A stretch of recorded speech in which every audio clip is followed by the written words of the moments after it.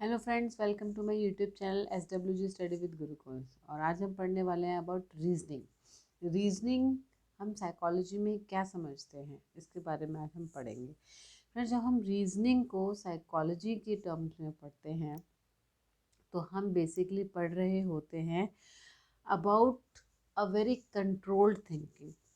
So, reasoning is the best form of controlled thinking which is done consciously, मतलब हम उससे aware होते हैं, अपनी फुल चेतना में करते हैं toward the solution of a problem. किसी भी प्रॉब्लम के सॉल्यूशन के लिए हम कोई कंट्रोल्ड और कॉन्शियस थिंकिंग रखते हैं तो उसको क्या बोलते हैं हम? रीजनिंग। एंड इसकी मेन फीचर है, करेक्टरिस्टिक है कि it is realistic in sense.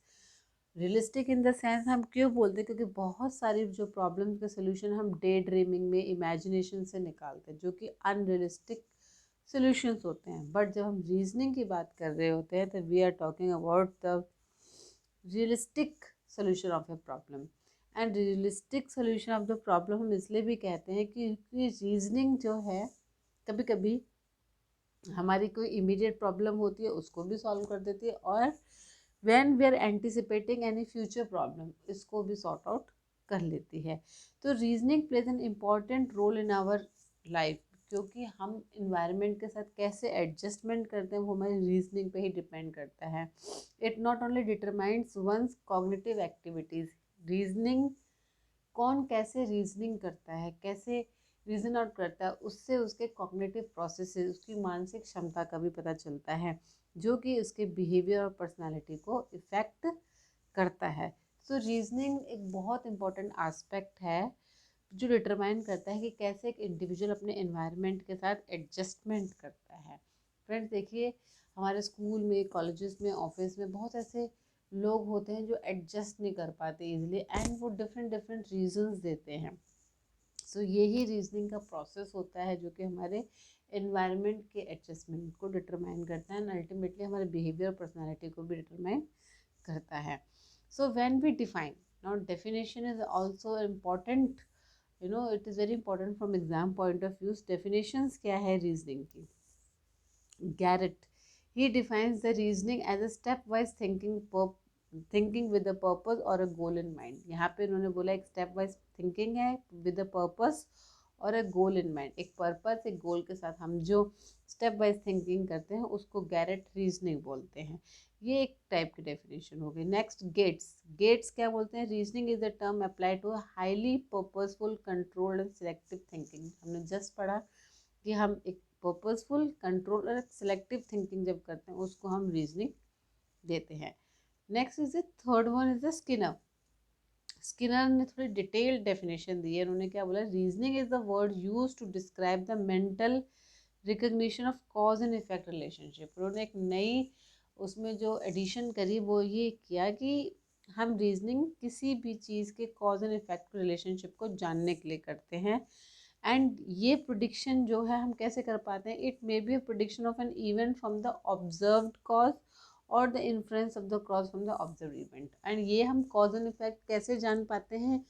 Observation से या फिर प्रिडिक्शन से। या तो हम अपने मानसिक क्षमता के अनुसार जो है प्रिडिक्ट करने की कोशिश करते हैं कुछ चीज़ों को, और कुछ चीज़ें जो हमने ऑलरेडी ऑब्जर्व की होती हैं उनसे हम उनका कॉज एंड इफेक्ट रिलेशनशिप निकालने की कोशिश करते हैं। ऐसा स्किनर डिफाइन करते हैं। तो ओवरऑल इन तीनों डेफिनेशन में हमें क्या समझ में आया कि रीजनिंग जो है एक स्पेशलाइज थिंकिंग है, मतलब अलग से एक स्पेशल टाइप ऑफ थिंकिंग है which is use to explore the mentally cause and effect relationship, जो कि यूज़ किया जाता है किसी भी इवेंट को या किसी भी प्रॉब्लम को सोल्यूशन का कॉज एंड इफेक्ट रिलेशनशिप निकालने के लिए, जो कि एक वेल ऑर्गेनाइज्ड और सिस्टमेटिक स्टेप वाइज प्रोसेस है and based on the previous experience combined with the present observation, जिसमें हम अपने पास्ट एक्सपीरियंस को भी यूज़ करते हैं एंड प्रेजेंट ऑब्जर्वेशन को भी यूज़ करते हैं। So this was about the definition. Now types of reasoning. There are basically two types of reasoning. One is the inductive reasoning and second is the deductive reasoning. और ये जो deductive reasoning है इसको भी 3 parts में divide किया गया है, जैसे कि आप देख सकते हो categorical reasoning, linear reasoning and condition reasoning. तो हम पढ़ेंगे इनको अब। What is inductive reasoning? जब हम इंडक्टिव रीजनिंग की बात कर रहे होते हैं तो we are talking about a specialised thinking process, जो कि जिसका एम है कि कुछ डिस्कवर करना है, कुछ कंस्ट्रक्ट करना है एक जनरल प्रिंसिपल को, by making the use of the particular cases and special example bye identifying the relationship and the elements. मतलब हम कोई जनरल प्रिंसिपल ड्रॉ करना चाह रहे हैं, किस बेसिस पे? कुछ ऑब्जर्वेशंस के बेसिस पे, कुछ एलिमेंट्स, कुछ इवेंट्स या कुछ केसेस। जैसे कि for example Mohan is mortal, Radha is mortal, Karim is mortal. So इन तीनों सेंटेंसेस से आप क्या जनरलाइज कर सकते हो? आप ये जनरलाइज कर सकते हो all human beings are mortal. That means सारे ह्यूमन बींग्स कैसे होते हैं? मॉर्टल होते हैं। तो एक हमने जनरलाइजेशन कर दिया। जनरलाइजेशन मतलब जो हमने केसेस, जैसे कि रिसर्चेस की जाती हैं, हाइपोथेसिस की जाती है, एंड में उसको जनरलाइज किया जाता है आफ्टर द कंक्लूजन, रिसर्च वगैरह सब करके। तो कुछ केसेस या स्पेशल एग्जांपल्स देख के, कुछ एलिमेंट्स रिलेशनशिप जान के हम क्या करते हैं? इंडक्टिव रीजनिंग करते हैं। Next is the deductive reasoning ना। यहाँ पे डिडक्टिव रीजनिंग का क्या मतलब है? यहाँ पे डिडक्टिव रीजनिंग का तात्पर्य ये है कि we are, it's an ability to draw some logical conclusion from the known statement और द एविडेंसेस। मतलब हमें जो एविडेंसेस पता हैं ऑलरेडी, उनसे कुछ लॉजिक कंक्लूजन्स निकालना। हाँ, और यहाँ पे हम कहाँ से स्टार्ट करते हैं? With the information which we already know. वो इंफॉर्मेशन से स्टार्ट करते हैं जो हमारे पास ऑलरेडी हैं, ऑलरेडी एस्टैब्लिश जनरलाइज स्टेटमेंट्स हैं, प्रिंसिपल्स हैं, अप्लाई और स्पेसिफिक केसेस के एप्लीकेशंस हैं। For example all human beings are mortal, so you are a human being, therefore you are also immortal. तो हमारे पास पहले से एक जनरलाइज प्रिंसिपल था क्या? कि ऑल ह्यूमन बीइंग्स आर मॉर्टल।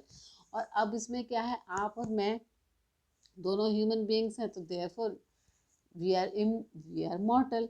तो डिडक्टिव रीजनिंग क्या होती है? कोई जनरलाइज प्रिंसिपल से हम पर्टिकुलर केस के लिए इंफॉर्मेशन निकाल पाते हैं, उसको बोलते हैं deductive reasoning. Where inductive reasoning में क्या होता है? हम कोई जनरलाइज प्रिंसिपल को ड्रॉ करते हैं from the particular special cases.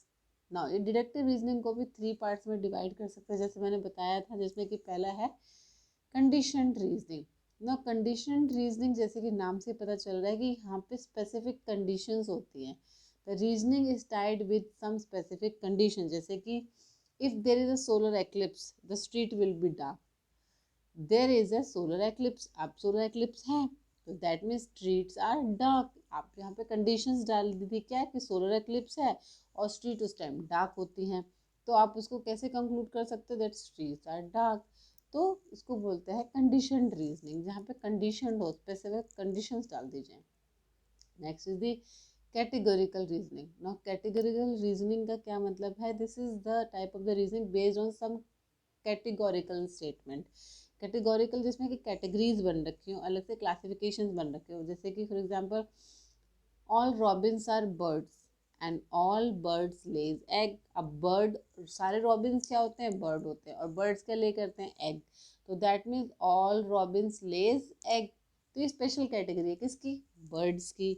So this type of reasoning is known as the category reasoning. Next is the linear reasoning. now linear reasoning में क्या होता है? It involve the straight forward relationship among the element. मतलब सीधे सीधे relationship पता चलता है। जैसे कि if Ram is taller than Mohan and Mohan is taller then Sohan, तो अल्टीमेटली उनका जो straight forward cause and effect relationship निकल के आया क्या? That Ram is the tallest. So this is an example of the linear reasoning. तो friend this was about the reasoning for today. I hope आपके लिए इन्फॉर्मेशन बहुत बेनिफिशियल रहेगी, आप उसको एग्जाम्स में यूज़ कर पाएंगे। अगर आपको मेरी वीडियोस अच्छी लगती है तो प्लीज़ शेयर एंड सब्सक्राइब करिए, कमेंट करिए, फीडबैक दीजिए एंड मोटिवेट करते रहिए। Thank you.